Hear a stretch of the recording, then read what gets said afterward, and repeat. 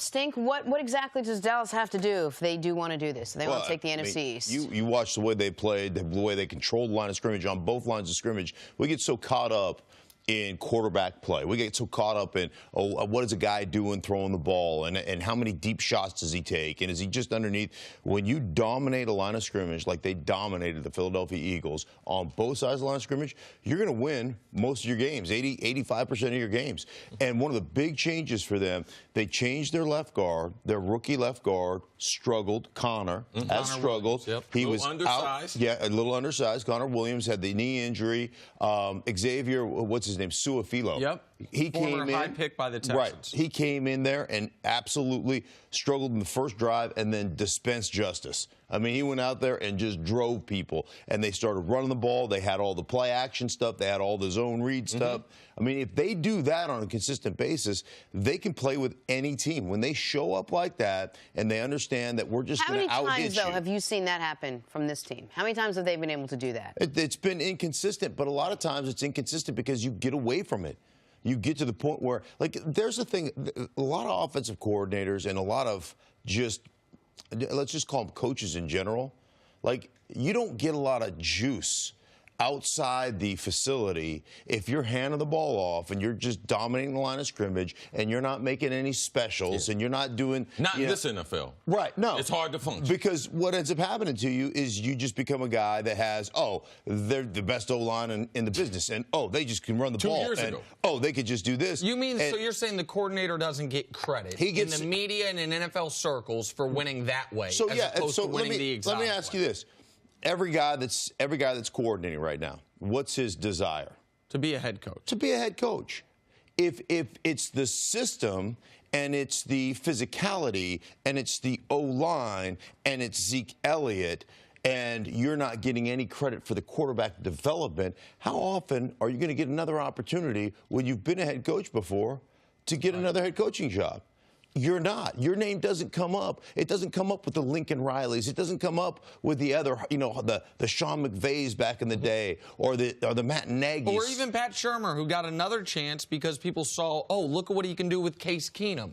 Like that was the case for him. So that the problem is what wins and what consistently wins and what will never change is dominating the line of scrimmage.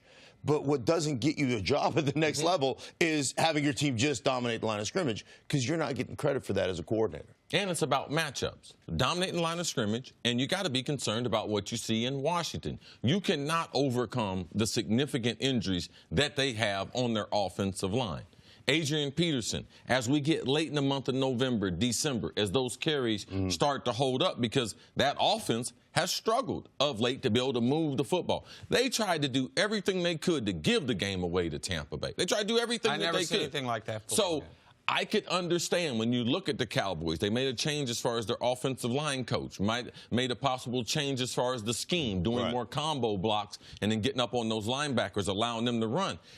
Who they have and the way they're playing and who they're going to match up with, I can understand why Troy's saying that. But also Troy's saying that after he saw them beat the Eagles, so he knows the head-to-head. Know they play them again back at home. He knows that, he skipped over the Atlanta game, so he already gave him a victory in the Atlanta game. So now they're 500. All right, so now they're 500. Get them to Thanksgiving. They have a huge advantage of playing at home on Thanksgiving. Any team that plays traditionally on Thanksgiving at home has a huge advantage over that road team that's traveling. So I could understand why he'd been like, let me look down the road 2 weeks and I could see why he would be able to pick them, because of the strength of the Cowboys is one of the weaknesses that the Redskins will have. Right. This is the case for Dallas. It's very simple. Dallas has struggled on the road all year. Their only road win was the Eagles. The rest of the year, after the Atlanta game, their only road games left are the Colts and the Giants. Like, even on the road, we can beat those teams. Point two, the Washington O-line against the Dallas front, exactly the point you made. The team we're chasing, they have been devastated by injury at the spot. We might be the strongest on our team, that defensive front seven. And point three, and the one Troy didn't mention but goes unspoken with any NFC East discussion, is how many wins you really need to win this division. It ain't 10. I don't think so. I think 9 probably gets it done. That's the case for Dallas. Here's the case against Dallas.